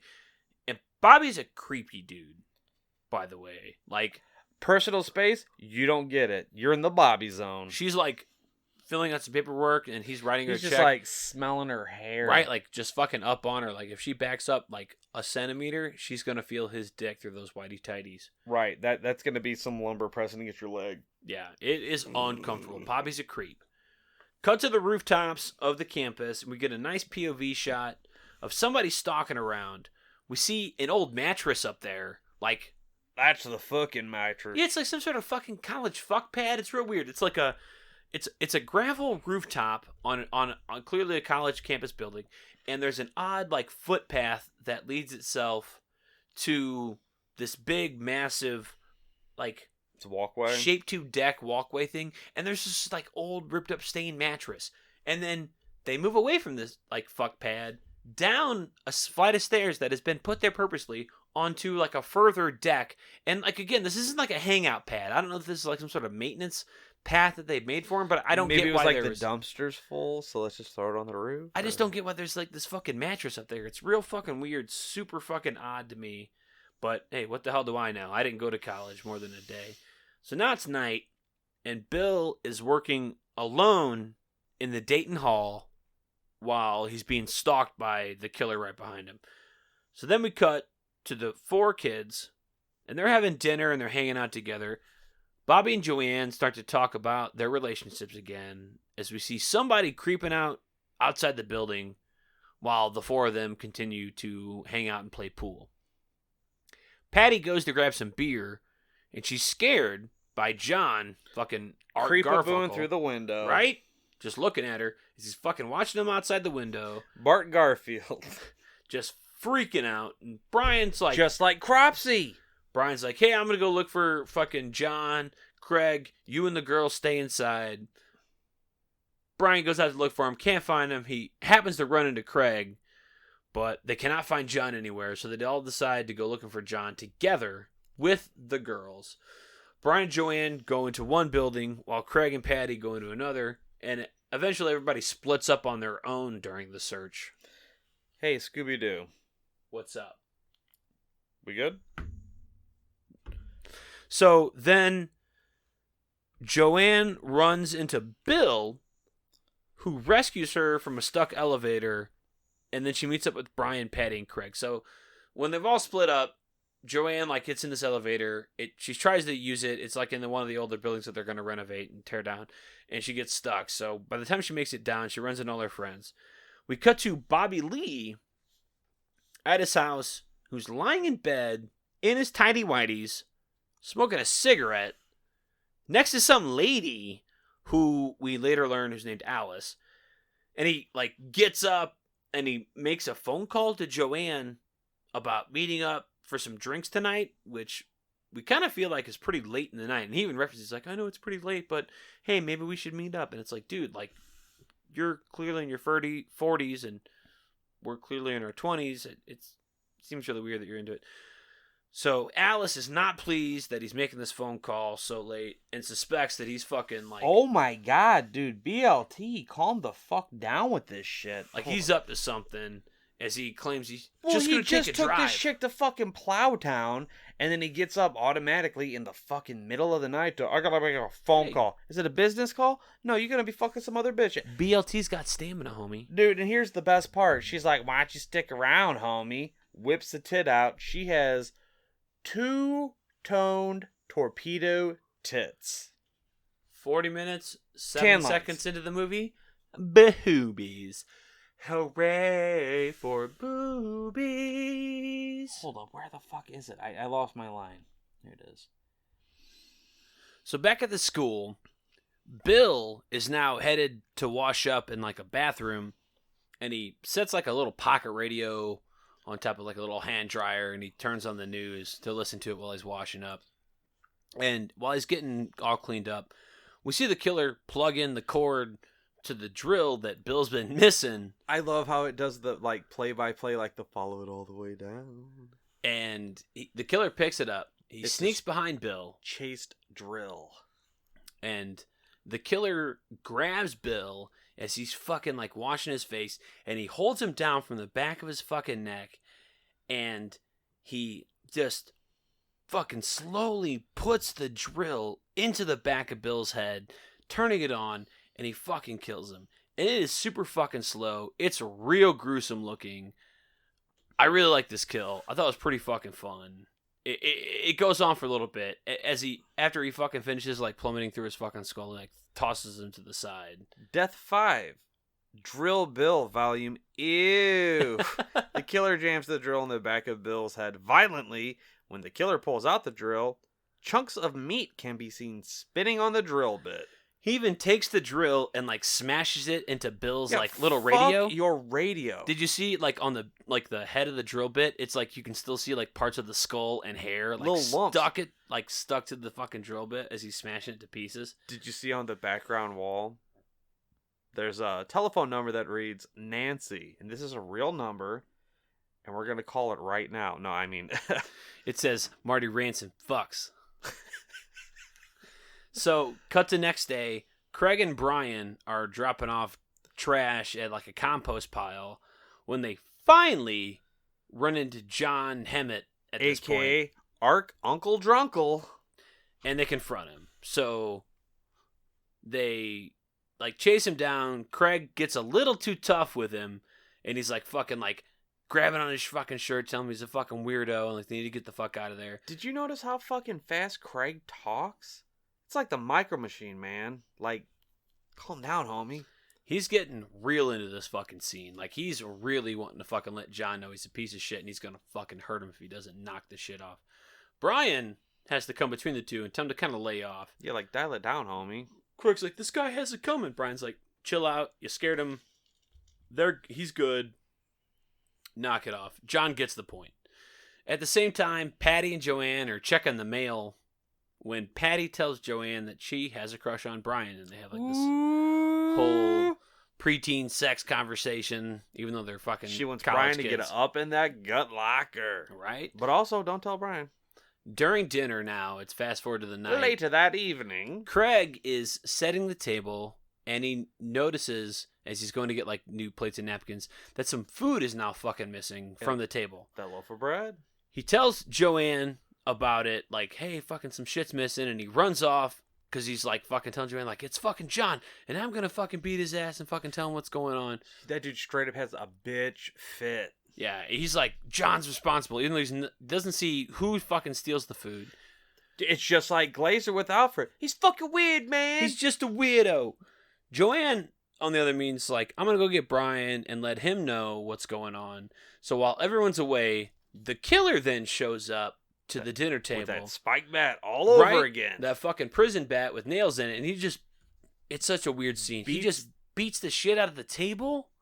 Like, fucking hits all the food, the fucking table, the plates and everything, just fucking goes to town on it because he's like super mad because it looks like he's at Spaghetti Factory, but not really. I don't know what the deal is, but he fucking gets super pissed off and just bangs the shit out of the table. Like a Salvation Army drum. Do you want to know what's bonkers? The only thing he left was a bottle of ketchup. Unscathed. It's there on the table. He's just a big catsup man. Right. Brian and Joanne then head down to the table and find everything fucking smashed. Meanwhile, fucking Patty and Craig come out of like the back corner there and they walk in. And everybody still assumes that it's John. And Joanne is like, I'm going to go fucking call the police. I'm fucking done with this shit. John, a.k.a. Red Herring. They're all waiting as the police show up to get a report from the rest of them, like from Joanne, about John. The police believe that they've already picked up John down the road based on the description that Craig gives them. So everybody kind of fucking like starts to relax because like Craig's like, this guy looks like this and blah blah blah. He's telling me a little bit older than me. Fucking derped out Art Garfunkel. And it's like a really bad description. He's not like, oh, he's like Caucasian and he's like 5'9". He's a tall man. He's like, 6'1". oh, like me with like weirder hair and older. It's a pretty fucking shitty description. Do you like how that cop looked like if Dennis Leary had sex with Crispin Glover? Looks like Opie. So everybody starts to relax and they fucking go off to bed. We cut to Joanne. She's in her bedroom now. It's later in the night and she's on the phone with her parents and she's giving them an update about what's been going on at the school when she hears something on the roof moving around, and that like fucking disturbs her. So she gets off the phone and she tries to call Craig, no answer. She tries to call Brian, no answer. So she tries to call Patty. She gets Patty and tells her, like, you got to come over here right now because I can't get a hold of Craig or Brian.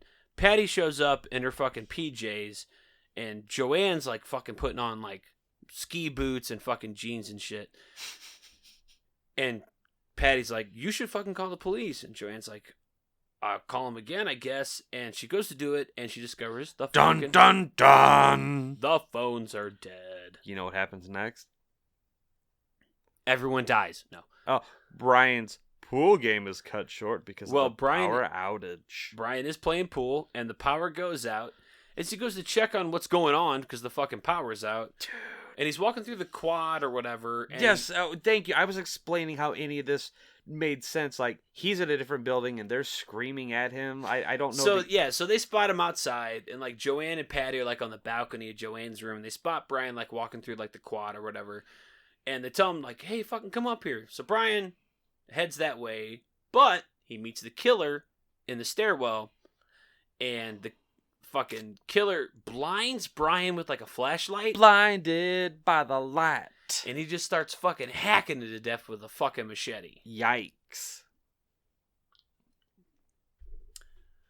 As Joanne and Patty hear Brian scream, and they're like, what's that noise? They're not sure that it's Brian, but... It's a prank. Right? Craig goes and knocks on the door, asking why the fuck the power's out. Patty and Craig then head downstairs while Joanne's like, I'm gonna wait for Brian, despite the fucking screaming she's already heard. And as Craig and Patty are looking around in the kitchen for a way to turn on the light... Craig is being an obnoxious prick the entire time, like, ooga booga. And apparently the breaker box is in this kitchen. Sure. And not in, like, a basement or something like that. It doesn't make fucking much sense to me. Craig and Patty, again, are looking for the fucking way to turn on the lights as Patty notices a large pot that's boiling, like, on the stove for some reason. Do you know what she's that like, is? Why is this pot still boiling? That is a pressure cooker, an industrial-sized pressure cooker. It is massive. Craig then hears a noise, tells Patty to fucking stay put while he goes to investigate. While Craig's looking, he finds the fucking breaker box, and he starts to try to fucking turn on the lights, and he, like, can't get it right? There's hundreds of them right in front of him, and he keeps doing it, and he's like, Patty, are the lights on now? Patty, is that it? And, like the appliances start turning on around her, and, like, Christmas lights start showing up. I love this fucking part.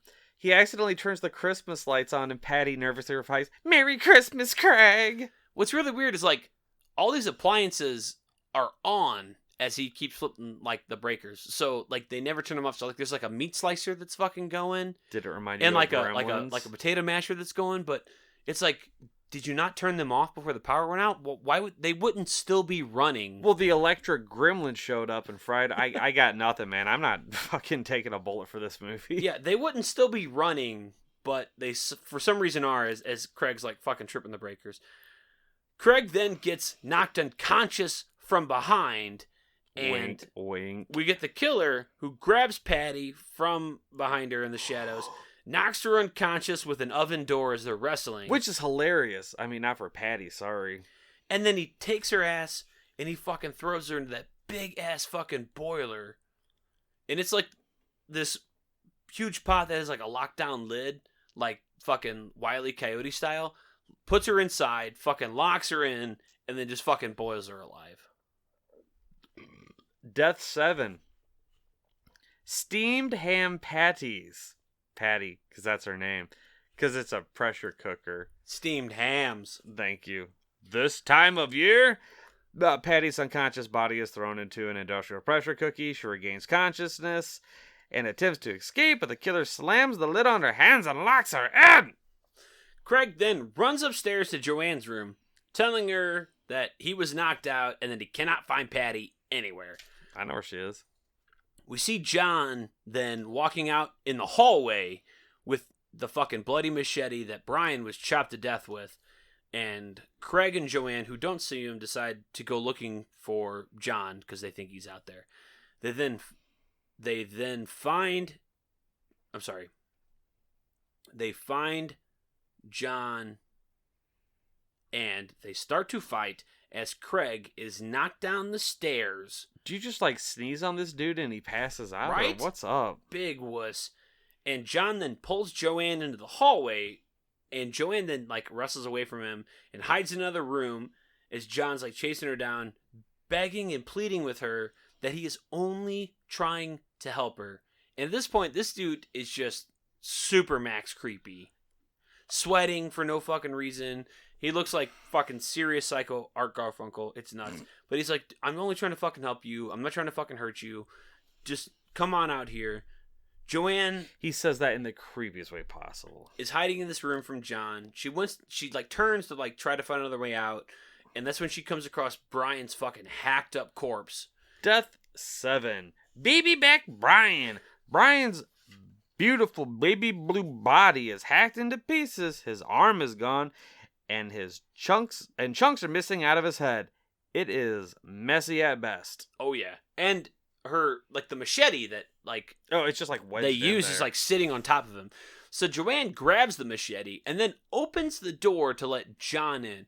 So as John comes in, Joanne hits him with the machete in the fucking arm, like causing like a big rush of blood to come out. a big packet of ketchup to just. And she fucking runs off, and John chases after her with this fucking gimp arm, just yelling at her. Not as, unlike like, Friday the 13th Part 2. as like Craig comes to, and he hears Joanne running, and then he's like, I'm gonna fucking chase him down. They all make their way to the basement, where Joanne is now hiding from John. All of this might have panned out, but John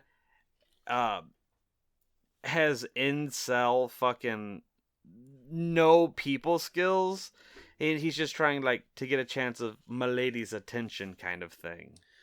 So John finds her, and again he insists that he is the only person that's trying to get her out of here alive. Oh, we're getting there. When he gets attacked by Joanne with a fire extinguisher. Craig then finds Joanne, and they both fucking go and hide from John. And then Craig tells Joanne that they're like he has a plan to escape from the fucking school. There's like a secret tunnel Underground tunnel. under the basement that leads to the street. So Craig and Joanne make their way through the basement now while trying to like escape. Craig says that they need to confront John instead of running and attack him. I got very confused on all this. It's like, I mean, it let's happens real escape, quick. but let's do this. Yeah, he's like, no, we should fucking stand up for ourselves. So he tells Joanne that she needs to fucking be bait. So Joanne now goes out into like this open area of the basement and distracts John as bait while Craig comes from behind and attacks him. A fight breaks out between Craig and Art Garfunkel here. And Joanne runs up from behind with the spiked baseball bat that we've seen earlier. Where did that even come from? It was like hidden in the basement for some reason. You know what? That's probably why they're renovating, because there's just too many goddamn spiked baseball Too many bats. prison bats there. And she fucking hits John in the head with a baseball bat, killing him. Cracks him in the nugget. Death 8, The Sound of Silence. Right? But not like that terrible Disturbed version. Hibbert Garfunkel gets home run derbied in the back of his nugget. Hello, darkness, my old friend. I mean, the guy really does look like Art Garfunkel. He looks like some doppelganger fucking like shirt barguncle or whatever. So now Joanne claims that they need to get the fuck out of there. Could you blame her? When Craig starts to gloat about how they killed John together, Tag team and back he's again. like, start getting really weird. All of a sudden, Craig looks at Joanne. Ugh. This is when we get the turning point of the movie. Craig admits that it's actually been him the whole time Ugh. that has been killing everyone. Fucking Craig. We hate Craigs. Craig, I know it's Friday. You ain't got no job, but why you murdering motherfucker with spiked bats? Right? He tells her that John knew the whole time and he was trying to stop him when they both ended up killing him. So Joanne is now An accomplice! to fucking manslaughter for no reason. The Quagening. Joanne then knocks Craig down because he's fucking easily Yeah. just pushed over. And she runs off to hide further in the basement. Craig's like chasing her and fucking around, and he's like yelling at her when she finally finds that exit tunnel that he was talking about. But it's closed off at the end with a giant ass sign that says, "Close to the street." Also, there's rats. So Craig runs off to find a flashlight as Joanne has been breaking light bulbs to keep herself hidden in the darkness here.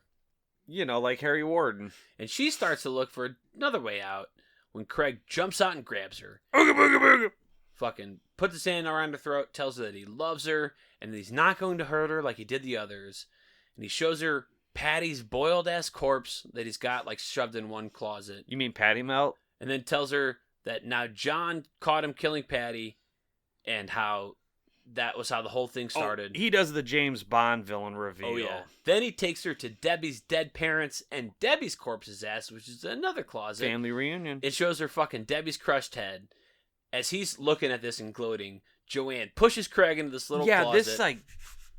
and locks him in there with Princess Vespa's dead body and her parents and fucking locks him off for running off. And this is it's such a weird scene because he's so happy that he just wants to show off these dead bodies, but it's super creepy at the same time. And I appreciate that because he's just like, look what I did for you. Look how much I loved you. I killed all your friends for you. We then finally see Bobby Lee show up. BLT! He's at the school now. He pulls up as Joanne is trying to escape up a ladder that is in the incinerator room. Craig catches her. She's crying with the ladder. And Bobby's like up top looking down through a vent. And he tries to go to help as Craig fucking pulls her back down. Joanne pleads with Craig to let her go. But Bobby Lee tries to get to Joanne all at the same time. But she's blocked from escaping by Bill's dead corpse that is hanging over the ladder. Fucking Bill. God damn it. Craig then chokes Joanne, pulls her deeper into the basement, and threatens to kill her since she won't return his love. Bobby Lee comes around the corner as he's made his way into the basement, as the police have now arrived up top to check on the kids that they haven't heard from for a while. Craig tells Joanne to keep quiet before he knocks her ass out, like fucking banging her head against like a fucking gas pipe. I forgot about that. Craig then jumps out and attacks Bobby Lee as he's coming around the corner and another fist fight breaks out. Yeah, but Bobby Lee like beats the fucking teeth out of him. Oh yeah, the police show up and they find Bobby Lee standing over Craig because he has beat fucking Craig's ass. Like he is the hero of the fucking day. Craig's fucking on his back, beating the shit. He's bloody, and they pull the guns out, but they point at Bobby Lee. It's like, don't move, Buster. Craig starts to shout how Bobby Lee has killed all his friends, and the fucking police like fucking train their guns on Bobby Lee.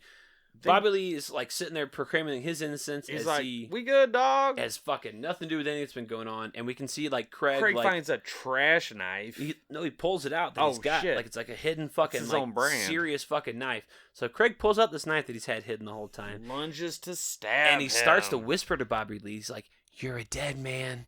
You're a dead man." But the cops can't hear him.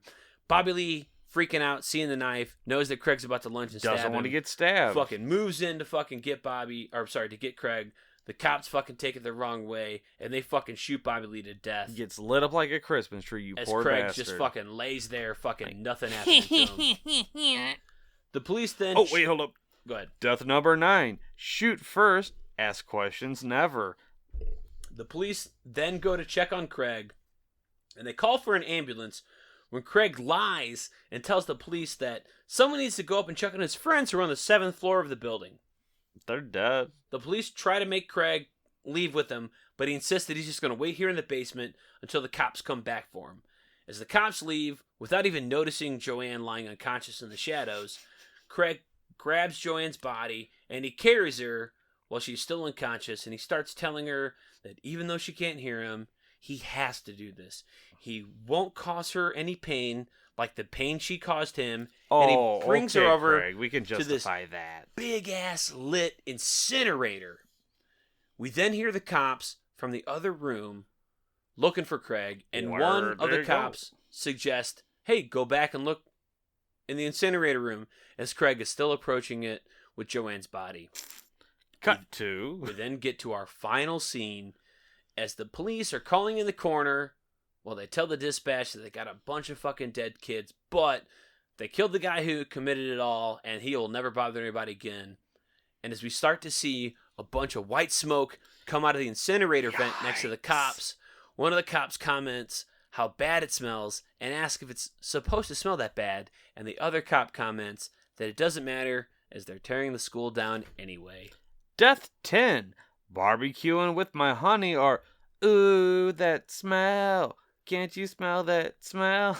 Ooh, that smell. I never knew that was about that the smell that's around you. the smell of death. I was just like, motherfuckers be stinking, or somebody shit them britches. Roll credits.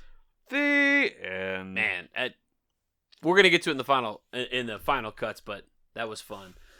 Hey, Nachos, you want to see a dead body? Fuck yeah. All right, so we got 10 deaths, 8 of them on screen.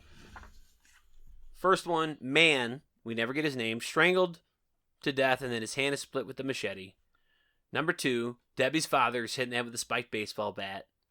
3, Debbie's mother choked to death with a wire. 4, Debbie! Princess Vespa's head gets squished by a car. Number 5, Bill, drilled in the head with the electric drill. 6, Brian, chopped with the machete. Yep. 7, Patty, boiled alive. 8, John, beat to death. 9, Bobby Lee shot to death by the police.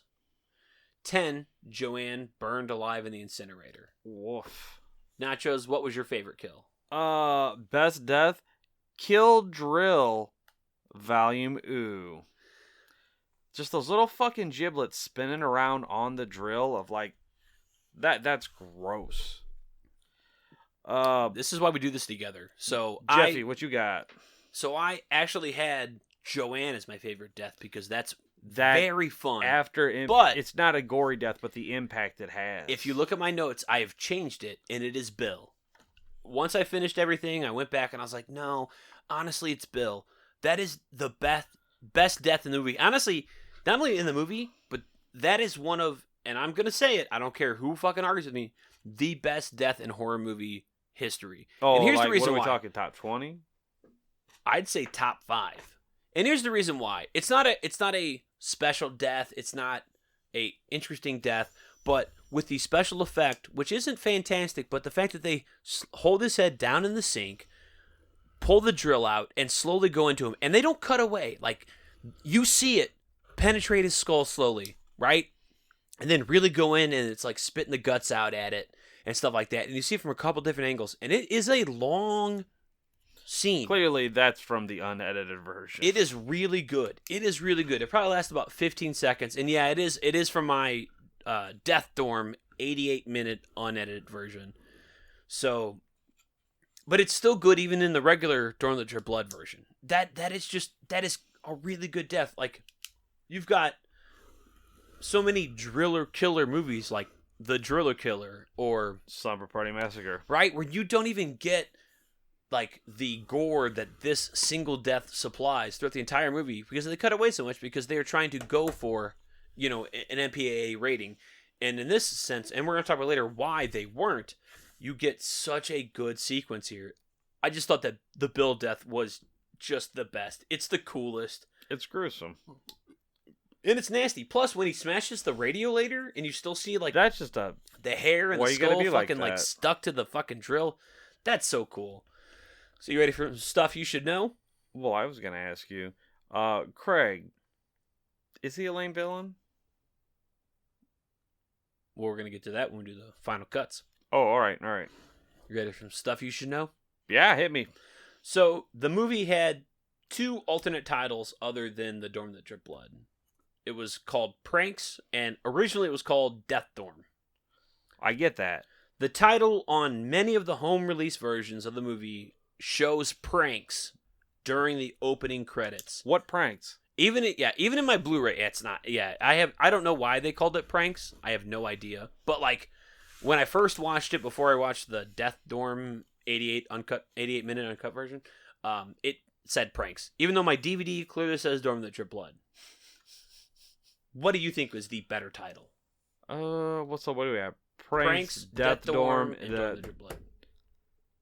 God, it's a real coin toss between The Dorm That Drip Blood and Doom Dorm? Death Dorm. The Dorm That Drip Blood. See, I say the same thing. I think that the Dorm That Drip Blood not only is the better title, but I think it's one of the best titles of a horror movie I've ever heard of. It's so cheesy, but it explains exactly what's going on. You know exactly what we're getting into, right? You're at a college. It's bloody. Murders are happening. It's super fun. I don't know why, but I just think that the Dorm That Drip Blood is the best title that they could have chosen for this. And I don't understand why they had to do all these other ones, but they changed it so many times. It's fucking super convoluted and confusing. Like, it may not be the best horror movie of all time, but you know what? It is a title where we're still talking about it fucking 35 and some change years later, you know? What do you think's a better title? Dorm That Drip Blood or Scream? Well, Scream was originally going to be called Scary Movie, but Scream, because it's just right. Fuck, I don't know, man. See, I go with Dorm That Drip Blood. I just think it's a really cool title. I think it's better than most horror movie titles. The filming itself was shot primarily on the UCLA campus. The film was shot over the Christmas break, the actual Christmas break of UCLA, so that the filmmakers Holy shit. wouldn't disrupt the student body during their filming. And the completed film was turned in by the directors as their final project before graduating from UCLA. You know what I just figured out? Christmas break, John Hermit's there because he's fucking Jewish. That's why he's there. John Hammett is Jewish? Yeah, John Hermit, John Hamish, whatever. That's why he's on campus, because, like, he's Jewish, and he doesn't have a family because he's an orphan. Got that Jew fro. Yes, he fucking does. Birds are getting caught in that shit. And lastly, That's a reach. this movie was shot, again, on UCLA, but it was filmed with UCLA property. They were film students at UCLA. They used all UCLA film stuff. Everybody was a student of the college. They had the special effects guy who was a student of the college. He went on to do like tons of special effects for like bigger movies. The score was done by somebody who went on to do bigger movies. It's kind of crazy that these guys kind of all cut their teeth on this. And I don't know. It's just interesting to me that it was like a film project that they did, and it ended up being a massive U.S. release. So, Nachos McWerewolf, final cuts and rating. I don't really have any final cuts, but I definitely have a rating. Well, what do you think about the movie? What's your final cuts, final thoughts? So, like, it's a competent horror movie as a standalone kind of thing. The villain fucking sucks. I think this is what we suffer. This is what I refer to as lame villain fatigue. Like, this is our 4th episode. What have we had so far? Cropsy, super competent, amazing killer. You know, he's MVP. He's an A+.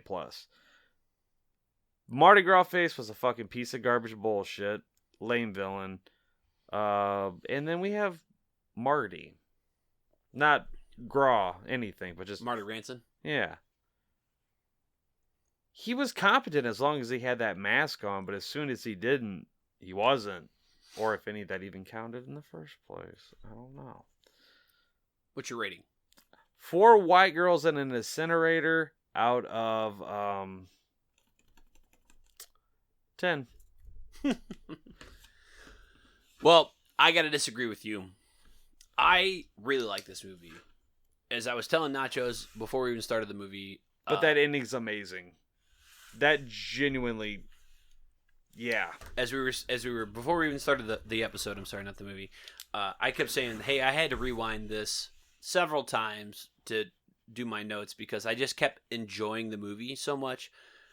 Just knowing the fact that this was released along such big budget titles as like Evil Dead 2 and Friday the 13th Part 6 and stuff like that.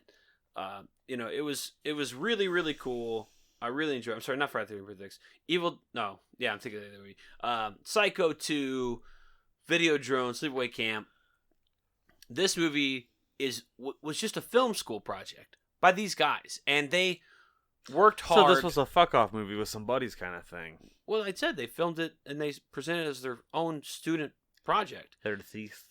And they were able to secure, it was good enough to secure a theatrical release, which then got a nationwide release. And then we are now reviewing it now. I mean, it's not like we just had to like dig it out of some cove or anything like that. This is a pretty, hell, Randy talks about it in the original Scream. It's It's a fun You're movie. right. You're right.